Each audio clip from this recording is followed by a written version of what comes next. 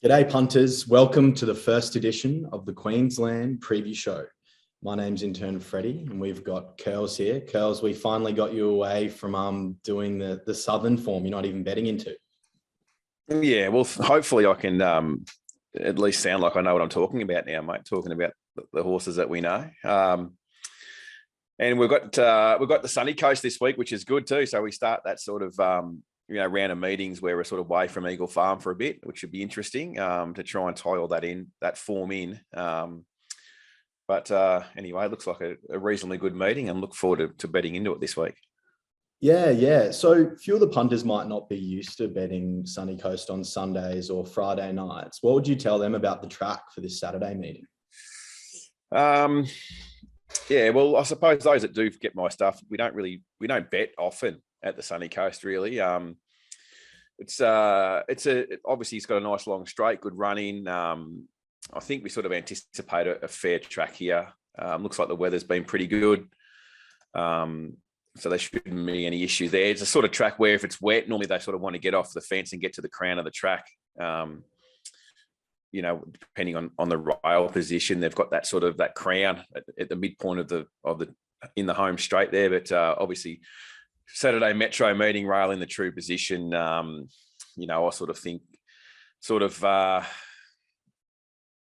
just a couple away off the fence will probably be the most popular spot in run. But we've got 9 races to monitor our way through anyway. So I think by the time we get to the main races later on in the card, we'll have a fair idea of how the track will play. But sort of not anticipating any curveballs just too early. Yeah, well, we are going to look at one early race in race 2. This is a bit of an interesting race for us. It's the No Metro Wins handicap over 1,000 meters. That's interesting in and of itself, but there's a bit of an added element for our mailbag, isn't there? Certainly is. Avocado Sunset goes around here. So this was a horse that we got involved with, tried horse. I think from memory, it had one start, had an issue and spelled and then sold. Aquas Farm owned the horse. So I seen it online for sale and sort of wanted to get involved with it. And I've put a few mailbag clients into the horse. I think he's had 9 starts for 6 wins and 2 placings since they've got into it. So he was a $30,000 purchase as a tried horse, and what's he won now? 60,000. So he's done a good job. He sort of I thought this was like a perfect race for him to get his chance to go and have a crack at Metro grade. Obviously, he'd been running his last few wins up north. He'd been sort of carrying the good horse's weight, and 59.5 winning at Mackay the other day, and ran really slick time. That was a 1,050 meter race, and he broke a minute. He ran super. I think he goes better leading. There's not many times he hasn't led, but obviously this is a different gravy. Saturday. There's some good speed there in the race. It'll be interesting to see whether he can hold the front here. Like, he does take a little bit of time to muster normally. I think, Drawn Gate 2, I think he crosses Joyful Miss quite easily. Then I've got sort of Alicia's Dream, Laprise, Exactamonte, and Eyelight. Eyelight's the interesting one for me. It's pretty slick, that horse, and from the outside gate, it'll be handlebars down coming across. So not sure whether the Avocado can hold the front, but anyway, he deserves a shot in town. He deserves his chance. Just having a quick look at I did a bit of a price. I don't have him. I don't know. I'm not overly confident anyway. It's hard to. I was probably sort of a little bit influenced because I've got a small share in him myself. So that's why I'm not going to bet in the race. But it just really depends if it can hold the front or not. I'm not sure that it can. And a horse like Eyelight, can zoom across, even if we're box seating, and hopefully he just runs well. But not a betting race, like I say, but I just obviously just hoping he runs well. Yeah, I mean, it'll be a good indicator for where the Bloodstock's at kicking off, hey, because Eyelight, Cherry, they come out of sort of the same lead up. They ran pretty good time. As you say, Eyelight's probably a pretty smart horse in time. So if he can perform amongst that company, that'll be good indicator. Yeah, definitely. Like, he's done a good job anyway. Like, he's won his races, and with that sort of horse, if he does go back up north, he's going to be an open company horse, now. So it's going to be, he's going to get weight, you know, and it's going to be harder. So hopefully he can measure up down here, and it won't be the last time we see him in a metro grade. Like, he's had a few runs back this preparation too, in fairness. What's he had? You know, he's had 5 runs, and he's coming off 28 days in between. We sort of pinpointed this race about 6 weeks ago. So anyway, we'll see what happens. Plenty of happy people in the horse anyway. That's the main thing. So we didn't have the MailBag Bloodstock colours or business registered when we got into this horse. So obviously we've got our syndication license now, and the colours are approved, and everything's ready to go. So the next avocado sunset type purchase we'll see in the Bloodstock colours for sure. Oh, can't wait for it. Okay, so then we'll move on to the Cup, Mooloolaba Cup, over the 1,600 meters.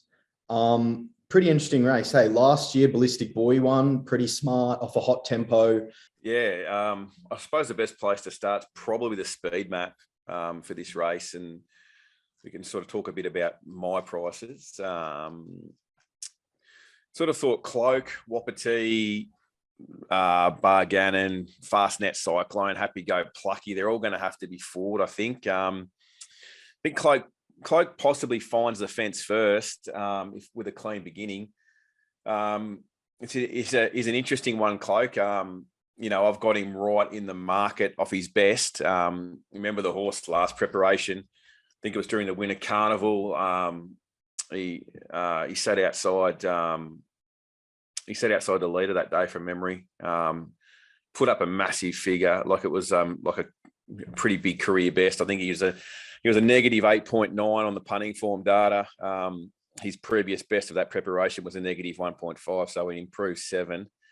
The previous preparation, he did toss up a couple of negative 5s, but you know the negative 8.9 is still pretty big. They went out hard that day. That was over a mile. It still broke benchmark on the way home. It was a big effort. So that was only 2 starts ago, and obviously had the 150 odd days off, and then first up last time at Doomben, he sat last he sat back and ran last, beaten 5.5. It was a plain resumption, but just off the back of that win at Doomben over the mile in that Class 6, you know, back in May.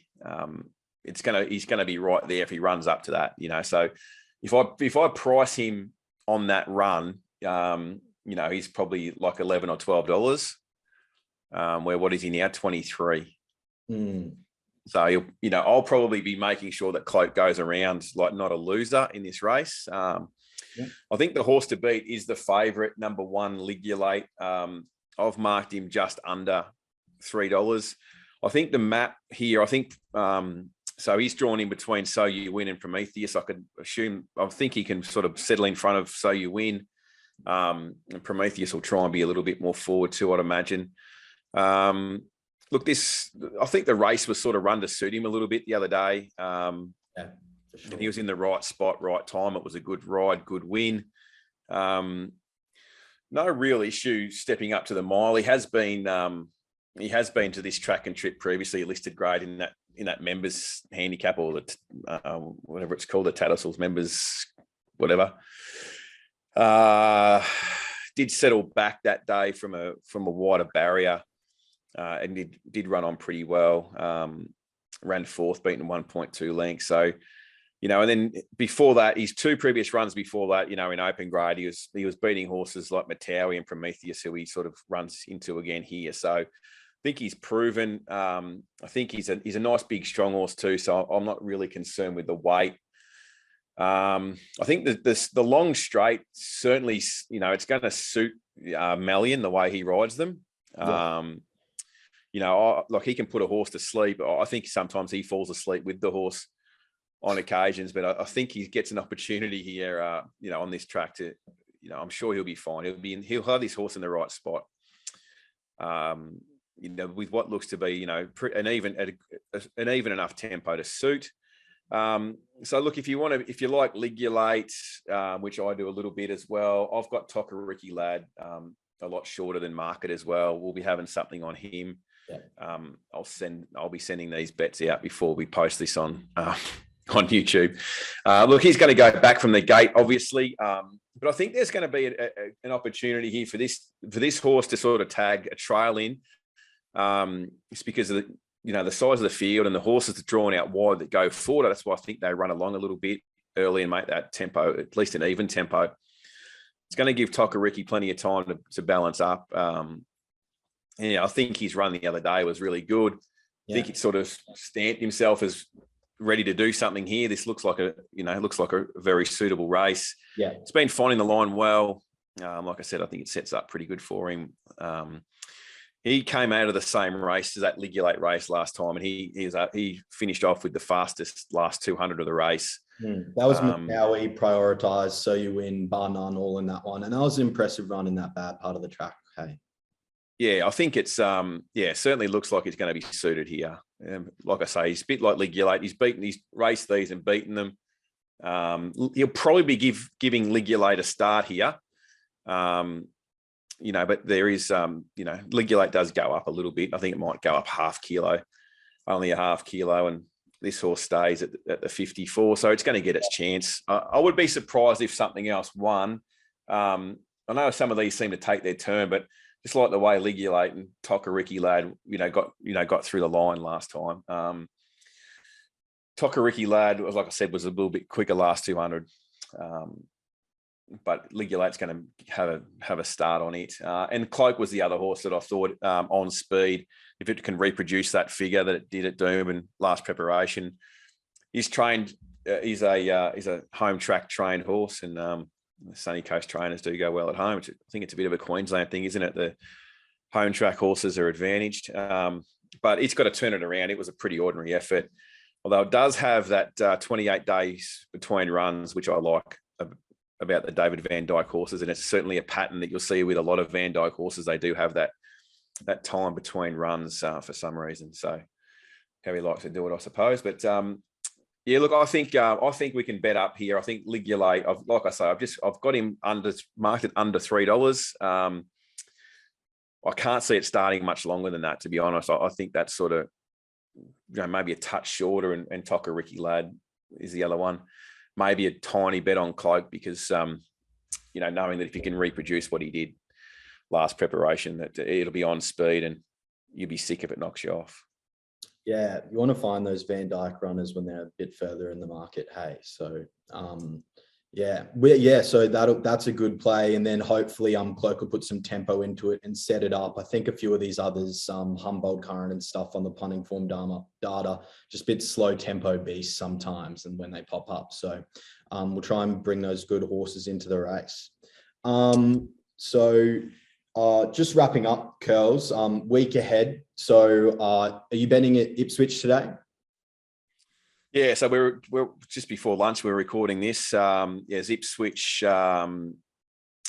Just these Ipswich Fridays have been pretty low meetings. This is like a low, like they're low benchmark races, if you know what I mean. Like you've got the 0 to 58 rating band and 0 to 55 rating bands. They're just horrible form races.